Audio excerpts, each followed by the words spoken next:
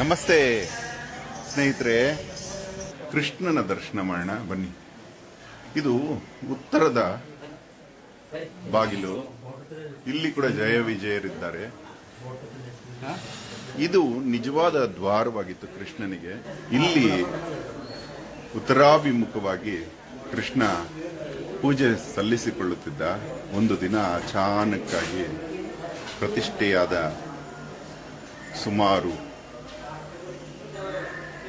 350 ವರ್ಷಗಳ ನಂತರ ತಿರುಗಿಬಿಡ್ತಾನೆ. ಆ ಅದ್ಭುತವನ್ನ ನಿಮಗೆ ಮತ್ತೆ ಇನ್ನು ಡೀಟೇಲ್ ಆಗಿ ಎಕ್ಸ್ಪ್ಲೈನ್ ಮಾಡ್ತಾನೆ. ಜಯ ಮತ್ತೆ ವಿಜಯ, ಇದನ್ನ ದೇವಾಲಯ ಅಂತ ಕರೀತಾರೆ. ದೇವಾಲಯದ ಮುಂದಿನ ಭಾಗವನ್ನ ಮನುಷ್ಯಾಲಯ ಅಂತ ಕರೀತಾರೆ. ಬಟ್ ಇದು ಎಲ್ಲ ದೇವಾಲಯಗಳು ಬೇರೆ ತರ ಇರುತ್ತೆ. ಇದು ಮೂರ್ತಿ ಬಂದ ನಂತರ ದೇವಾಲಯ ಬೆಳೆದು ಬಂದಿದೆ. ಇಲ್ಲಿ ಕೆಲವು ದೇವಸ್ಥಾನಗಳು ಕಟ್ಟಿದ ನಂತರ ಮೂರ್ತಿ ಪ್ರತಿಷ್ಠಾಪನೆ ಆಗುತ್ತೆ. ಇದು ಮೊದಲು ಮೂರ್ತಿ, ಮತ್ತೆ ಸ್ಥಳ, ಮತ್ತೆ ದೇಗುಲ ಬೆಳೀತಾ ಬಂತು. ಶಕ್ತಿ ಇರುವ ಕಡೆ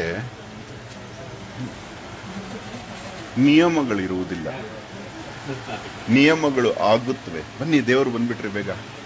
ಮೊದಲು ಸೂರ್ಯ ದ್ವಾರದಿಂದ ನಿಮಗೆ ದೇವರ ದರ್ಶನ ಆಗಲಿ. ನೋಡಿ, ಸೂರ್ಯ ದ್ವಾರದಿಂದ ದೇವರ ದರ್ಶನ. ಒಂದು ನಿಮಿಷ ನೋಡಿ, ಸೂರ್ಯ ದ್ವಾರದಿಂದ ದೇವರ ದರ್ಶನ, ಚಂದ್ರ ದ್ವಾರದಿಂದ ದೇವರ ದರ್ಶನ, ಮಂಗಳ ದ್ವಾರದಿಂದ ದೇವರ ದರ್ಶನ, ಬುಧ ದ್ವಾರದಿಂದ ದೇವರ ದರ್ಶನ, ಗುರುದ್ವಾರದಿಂದ ದೇವರ ದರ್ಶನ, ಶುಕ್ರ ದ್ವಾರದಿಂದ ದೇವರ ದರ್ಶನ, ಶನಿ ದ್ವಾರದಿಂದ ದೇವರ ದರ್ಶನ, ರಾಹು ದ್ವಾರದಿಂದ ದೇವರ ದರ್ಶನ, ಕೇತು ದ್ವಾರದಿಂದ ದೇವರ ದರ್ಶನ. ಸಾರಿ, ಬೇರೆಯವ್ರಿಗೆ ತೊಂದರೆ ಆಗ್ತದೆ, ಬೇಗ ತೋರಿಸ್ಬಿಡ್ತೀನಿ. ಸೂರ್ಯ ದ್ವಾರದಿಂದ ಚೆನ್ನಾಗಿ ನೋಡಿ. ಆಹಾ, ಬನ್ನಿ. ಇವಾಗ ನಾವು ಸೀದಾ ಕನಕನ ಕಿಂಡಿಗೆ ಹೋಗೋಣ. ನೋಡಿ, ಕನಕನ ಕಿಂಡಿ. ಕನಕ ಯಾರು? ಮಧ್ವಾಚಾರ್ಯರ ಆದ ನಂತರ ಸುಮಾರು ವ್ಯಾಸರಾಯರ ಸಮಯದಲ್ಲಿ ಅವರ ಶಿಷ್ಯ ವರ್ಗದಲ್ಲಿ ಇದ್ದವರು ಕನಕದಾಸರು ಮತ್ತೆ ವಾದಿರಾಜರು. ವಾದಿರಾಜರು ಕನಕದಾಸರು ಸ್ನೇಹಿತರು ಅಂತ ಹೇಳ್ಬೋದು. ವಾದಿರಾಜರು ಇಲ್ಲಿ ಪರ್ಯಾಯವನ್ನು ನಡೆಸುವಾಗ ತನ್ನ ಕ್ಲಾಸ್ಮೇಟ್ ಅನ್ನ ಇಲ್ಲಿಗೆ ಬರುವಂಗೆ ಕೇಳಿಕೊಳ್ತಾರೆ. ಕನಕ ಊರೂರು ಅಲಿಯುವಂತ ಕಿತ್ತಡಿ ದಾಸ ಅವನು. ಪಾಪ, ತುಂಬಾ ಸಂತ, ಮೇರು ಸಂತ. ಕನಕನಷ್ಟು ದೊಡ್ಡ ಸಂತ ಕರ್ನಾಟಕದಲ್ಲಿ ಯಾರನ್ನು ನಾವು ಕಂಪೇರ್ ಕೂಡ ಮಾಡೋಕ್ಕಾಗಲ್ಲ.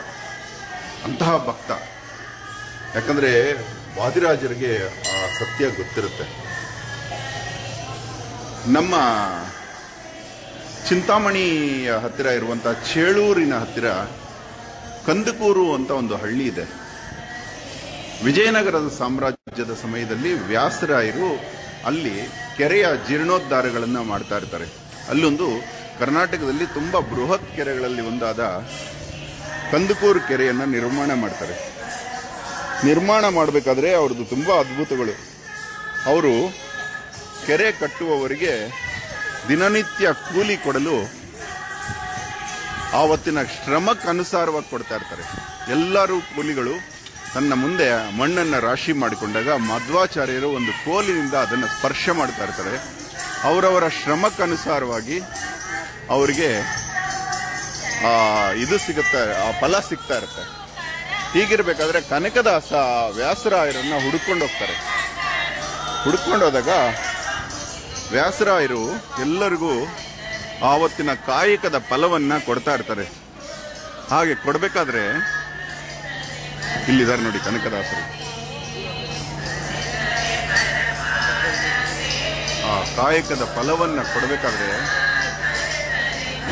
ಕನಕದಾಸರು ಬಂದು ಆ ಟೈಮಲ್ಲಿ ಡಿಸ್ಟರ್ಬ್ ಮಾಡ್ತಾರೆ. ನಮಗೆ ಒಂದು ನಿಮ್ಮ ಆಶೀರ್ವಾದ ಬೇಕು, ನಿಮ್ಮ ಶಿಷ್ಯನನ್ನಾಗಿ ಸ್ವೀಕರಿಸಿ ಗುರುಮಂತ್ರ ಬೇಕು ಅಂತ.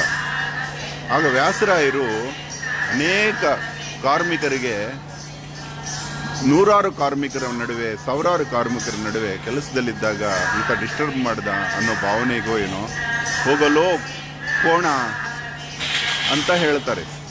ಇವರು ಅದೇ ಗುರುಮಂತ್ರ ಎಂದು ತಿಳಿದು ಕೋಣ ಕೋಣ ಎಮ್ಮೆ ಕೋಣ ನಮಃ ಅಂತ ಒಂದು ಬಂಡೆ ಮೇಲೆ ಕುತ್ಕೊಂಡು ತಪಸ್ಸು ಮಾಡ್ತಾರೆ ಕನಕದಾಸರು. ಆಗ ಯಮನ ಕೋಣವೇ ಸಾಕ್ಷಾತ್ ಮುಂದೆ ಇಳಿದು ಬಂದ್ಬಿಡುತ್ತೆ. ಎಲ್ಲರೂ ಓಡೋಗ್ಬಿಡ್ತಾರೆ ಕೆರೆಯಿಂದ. ಒಬ್ಬ ಶಿಷ್ಯ ವಾದಿರಾಜರ ಜೊತೆ ವ್ಯಾಸರಾಯರ ಹತ್ರ ಹೋಗ್ಬಿಟ್ಟು, ಕೋಣ ನಿಜವಾಗ್ಲೂ ಬಂದ್ಬಿಟ್ಟಿದೆ, ನೀವು ಕೋಣ ಅಂದ್ರಲ್ಲ, ಅವರು ಕೋಣನ ತಪಸ್ಸು ಮಾಡಿದ್ರು, ಬಂದ್ಬಿಟ್ಟಿದೆ ಅಂತ ಹೇಳಿದ್ರೆ ವ್ಯಾಸರಾಯರು ಅಯ್ಯೋ ಇಂತಹ ಮಹಾಪುರುಷ ಆತ ಅಂತ ಹೇಳಿ ಇಳಿದು ಬರ್ತಾರೆ.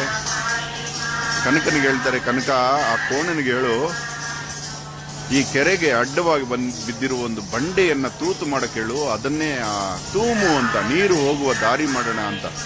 ಆ ಕೋಣದಿಂದ ದಾರಿ ಆಗತ್ತೆ. ಆ ಕೋಣನ ಕೊಂಬು ಇವತ್ತಿಗೂ ಅಲ್ಲಿದೆ.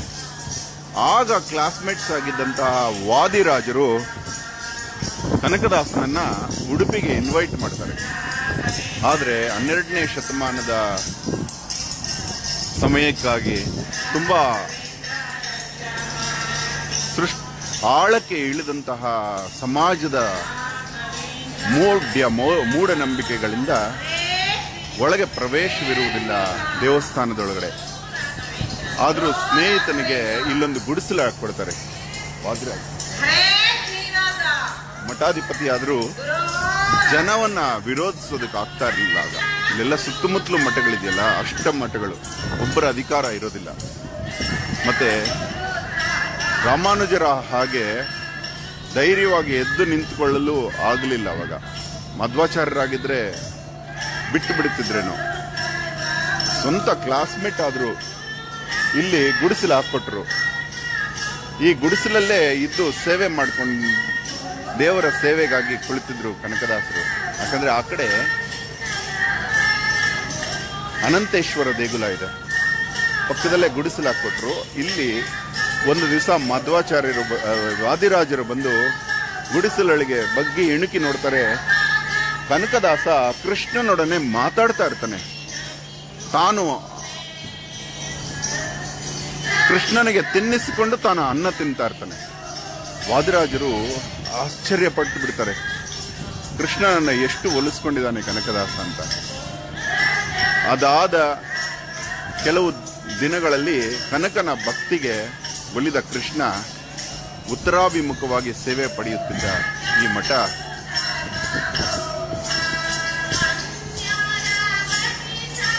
ಅಚಾನಕ್ಕಾಗಿ ಗುಡುಗು, ಸಿಡಿಲು, ಭೂಕಂಪಗಳಾಗಿ ಮೂರ್ತಿ ಪಶ್ಚಿಮಾಭಿಮುಖವಾಗಿ ತಿರುಗುತ್ತೆ.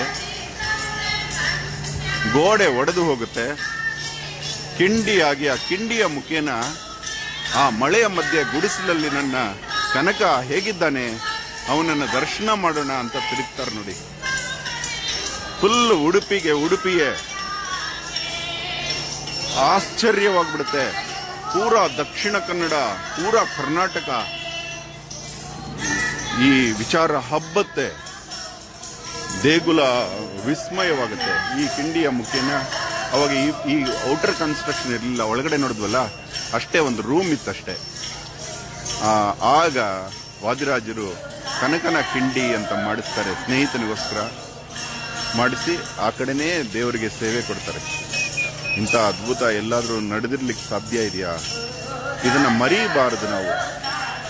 ಮತ್ತೆ ಪಿಕ್ಚರ್ ಬಂದು ಮತ್ತೆ 19ನೇ ಶತಮಾನದಲ್ಲಿ ಇದನ್ನ ಮತ್ತೆ ಜ್ಞಾಪಿಸಿತು ಜನಕ್ಕೆ. ಮತ್ತೆ ಮರೆತು ಹೋಗಿದ್ರು, ಇವಾಗ ಮತ್ತೆ ಜನ ಮರೀತಾ ಇದ್ದಾರೆ ಈ ಅದ್ಭುತ ಘಟನೆಗಳನ್ನ.